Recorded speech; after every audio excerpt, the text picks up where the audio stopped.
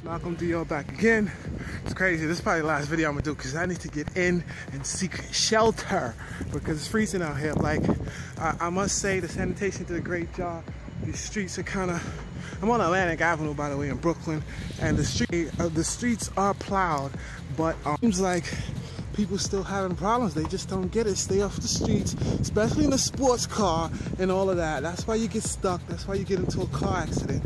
And people just don't get the point. If you're out here on the road, I mean, if you're gonna do it and face the cold, do it like me, like on feet. You know, I got my foot here in the snow. It's ridiculous. But at least I'm not in my car, my vehicle. Great job. We got emergency vehicles out here. It's just, it seems like it's just people who really need to be out here that's out here.